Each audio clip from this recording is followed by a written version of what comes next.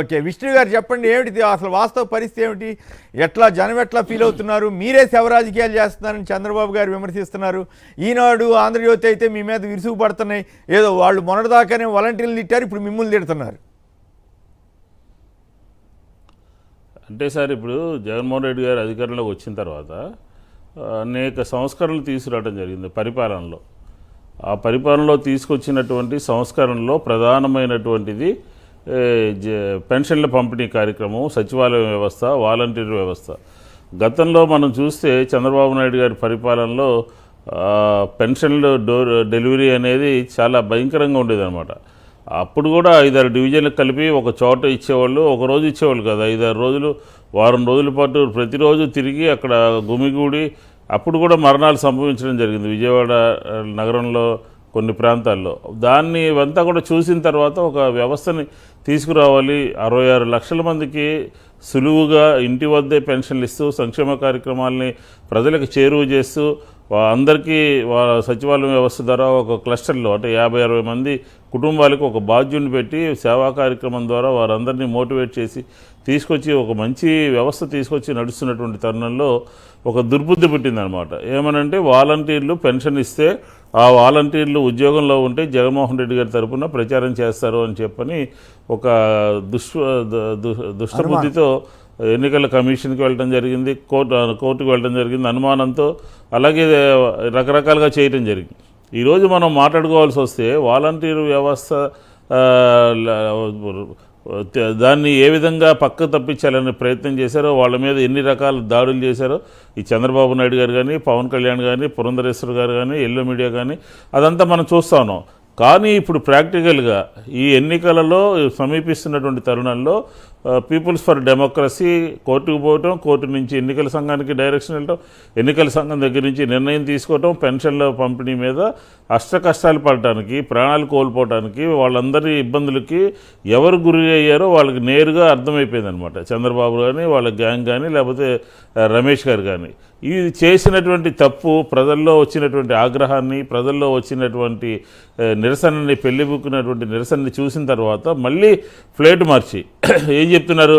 పెన్షన్లు ఇంటింటికి పంచండి, మేము వద్దన్నామా అని, లేకపోతే వైఎస్ఆర్ కాంగ్రెస్ పార్టీ పెన్షన్లు అడ్డుకుంటుందని చెప్పని, వైఎస్ఆర్ కాంగ్రెస్ పార్టీ శవరాజకీయాలు చేస్తుందని చెప్పని, అసలు ఎక్కడికి పోతుందో ఆంధ్రప్రదేశ్లో రాజకీయం అని చెప్పని అర్థం అవుతలేదండి. ఒకళ్ళు మాట్లాడటము, ఎల్లో మీడియా దాడి చేస్తుంది, మామూలు దాడి కాదు. ప్రతిరోజు కూడా పుంకాలుగా అబద్ధాలన్నీ కూడా ప్రభుత్వం మీద, జగన్మోహన్ రెడ్డి గారి మీద పెడుతున్నటువంటి సందర్భంలో ఈరోజు పెన్షన్లు ఈ పంపిణీ వ్యవస్థ అస్తవ్యస్తంగా తయారవడానికి కారణం చంద్రబాబు నాయుడు గారు, నిమ్మగడ్డ రమేష్ గారి యొక్క నిర్ణయాల మూలంగా, ఆలోచన మూలంగా.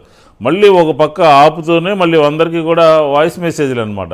మీరు పెన్షన్లు ఇంటి వద్దనే పంపిణీ చేయాలి, వైఎస్ఆర్ సర్కార్ ఎందుకు పంపిణీ చేయలేకపోతుంది, పెన్షన్లు ఇవ్వకుండా వాళ్ళ కులానికి సంబంధించినటువంటి కాంట్రాక్టర్లకి డబ్బులు ఇచ్చింది, నేను అధికారంలోకి వచ్చిన తర్వాత ఈ 3 నెలలు మీరు తీసుకోకపోయినా 4,000 రూపాయలు చొప్పున నేను పెన్షన్ ఇస్తాను అని చెప్పని చంద్రబాబు నాయుడు గారు ఒక దుష్ప్రచారాన్ని సోషల్ మీడియా ద్వారా అందరి మీద కూడా చేసేటటువంటి ప్రయత్నం చేస్తూ ఉన్నారు. ఈ పెన్షన్ల గురించి మాట్లాడుకోవాల్సి వస్తే చంద్రబాబు నాయుడు గారి టైంలో ఉన్నటువంటి పెన్షన్లు ఎన్ని 34 లక్షలు ఉంటే ఈరోజు 66 లక్షల మంది ఉన్నారు. నిన్న మొన్న అన్ని పత్రికల్లోనూ రావడం జరిగింది. సంవత్సరానికి 2 పర్యాయాలు పెన్షన్ ఇస్తున్నారు. 2018 వరకు 1000 రూపాయలు పెన్షన్ ఇస్తే 2019 నుంచి 2250 నుంచి ఈరోజు 3000 రూపాయలు పెన్షన్ ఇస్తూ ఉన్నారు. ఈ పెన్షన్ గురించి ఒక సంస్కరించి ప్రజలకు అందుబాటులో తీసుకొచ్చి ఒక మంచి వ్యవస్థను తీసుకొచ్చి డోర్ డెలివరీ సిస్టమ్ తీసుకొచ్చి చేస్తున్నటువంటి జగన్మోహన్ రెడ్డి గారి మీద దుర్బుద్ధితో, ఉదాహరణకి సచివాలయంలో ఉన్నటువంటి ఉద్యోగస్తులు 2,35,000 మంది ఉన్నారు. ఈరోజు 2,70,000 రూపాయలు నేరుగా డీబీటీ ద్వారా అకౌంట్లోకి పోయింది, ప్రజల యొక్క అకౌంట్లోకి పోయింది. నేను అనుకుంటాం 1915 ఆ టైంలో చంద్రబాబు నాయుడు గారు ముఖ్యమంత్రి అయి ఉంటారు. దాదాపు 30 సంవత్సరాల క్రితం.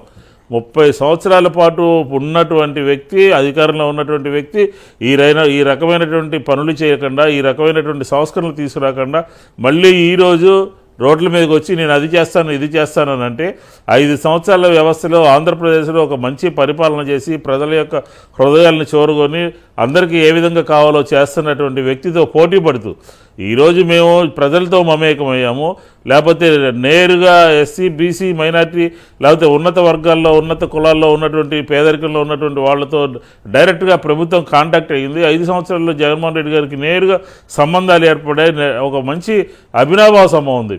చంద్రబాబు నాయుడు గారు ఏ రోజు కూడా ప్రజలతో మమేకం అవ్వలేదు, ఏ రోజు కూడా ప్రజల యొక్క సమస్యలు పట్టించుకోలేదు. కాబట్టి ఈరోజు పార్టీల చుట్టూ తిరుగుతూ ఉన్నాడు. జగన్మోహన్ రెడ్డి గారు ప్రజలతో తిరుగుతూ ఉన్నాడు. కాబట్టి ఈ 2 నెలల కాలంలో ప్రతిరోజు కూడా పేపర్లు చూడాలన్నా చంద్రబాబు నాయుడు గారు మాటలు వినాలన్నా కూడా ప్రజలు భయపడిపోతున్నారు అనమాట. వాళ్ళు ఇప్పటికీ అర్థం కాలేదు.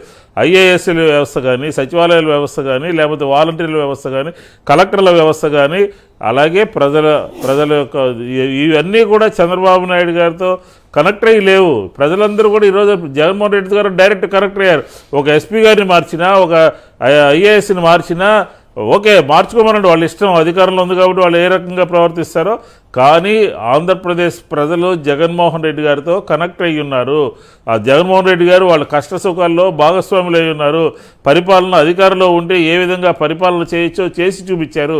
కాబట్టి ఈరోజు వాళ్ళు చేస్తున్నటువంటి దుష్టబుద్ధి అనమాట, ఈరోజు వాళ్ళు చేస్తున్నటువంటి కుటిలమైనటువంటి ఆలోచనలు ఇవన్నీ కూడా ఆంధ్ర రాష్ట్ర ప్రజలకు తెలుసు. కాబట్టి మేము ఒకటే చెప్తా ఉన్నాము, ఈరోజు మళ్ళీ తిరిగి మంచి పరిపాలన రావాలంటే, ప్రజలకు మేలు జరగాలంటే, ప్రజల యొక్క అన్ని వర్గాల వారి యొక్క సంక్షేమం కానీ అభివృద్ధి కానీ ఆంధ్రప్రదేశ్ ముందడుగు పడాలి అని అంటే జగన్మోహన్ రెడ్డి గారి నాయకత్వంలోనే వెళ్ళాలి. కానీ వాళ్ళు అనుకున్నట్టుగా కలెక్టర్లు మారిస్తే, ఎస్పీలు మారిస్తే, వాలంటీర్లు మారిస్తే వైఎస్ఆర్ కాంగ్రెస్ పార్టీకి ఏదో చెడు జరిగిపోతుందనో, ఏదో ఇబ్బంది పడుతుందనో, అధికారం రాదనో, లేకపోతే ప్రజలు వైఎస్ఆర్ కాంగ్రెస్ పార్టీ చూడరనో చెప్పనేది వాళ్ళ యొక్క ఏమన్నారంటే వాళ్ళ దుర్బుద్ధికి, వాళ్ళ యొక్క దుష్టబుద్ధికి నిదర్శనం.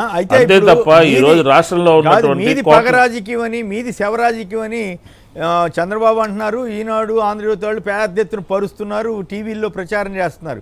జనం ఎవరిని నమ్ముతారు? ఇందాక జగన్ గారు చెప్పింది విన్నాం, చంద్రబాబు గారు చెప్పింది చదివాం. ఎవరిని నమ్ముతారు సార్? ఇప్పుడు మనం 5 సంవత్సరాలు అయింది జగన్మోహన్ రెడ్డి గారు అధికారంలోకి వచ్చి. 5 సంవత్సరాల పరిపాలనని ఈ రాష్ట్రంలో ఉన్నటువంటి ప్రజలందరూ కూడా, అన్ని వర్గాలకు సంబంధించినటువంటి ప్రజలందరూ కూడా చూశారు. చూసినటువంటి తరుణంలో ఇప్పుడు వచ్చినటువంటి ఈ 3 రోజుల నుంచి వచ్చినటువంటి గందరగోళానికి ఎవరు కారకులు?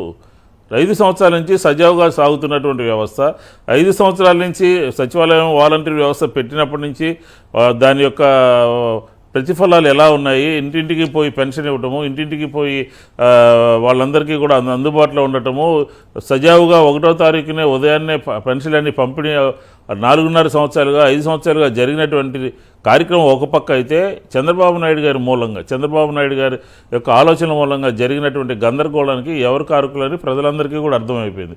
దీన్ని మళ్ళీ తిరిగి ప్రజల యొక్క ఆగ్రహము, పెన్షన్దారుల యొక్క ఆగ్రహము, వాలంటీర్ల ఆగ్రహము కూడా వాళ్ళ మీద పడకూడదనే ఉద్దేశంతో ఈ ఎల్లో మీడియా అంతా కూడా తంటలు పడుతూ ఉంది. దానికి ఏం చెప్తున్నారంటే కక్ష రాజకీయాలు లేకపోతే శవరాజకీయాలు చేస్తుంది వైఎస్ఆర్ కాంగ్రెస్ పార్టీ అంటారు. ఎవరైనా ఒక విధానాన్ని తీసుకొచ్చి ఆ విధానం ద్వారా 5 సంవత్సరాలు నడిచిన తర్వాత ఈరోజు వచ్చిన గందరగోళానికి ఆయన కారణం కాదు, జగన్మోహన్ రెడ్డి గారే కారణము. దీనికి పెన్షన్లు ఈ రకంగా వృద్ధులందరూ రోడ్డు మీద ఉంటానికి అని చెప్పి ఎవరైనా భావిస్తారా?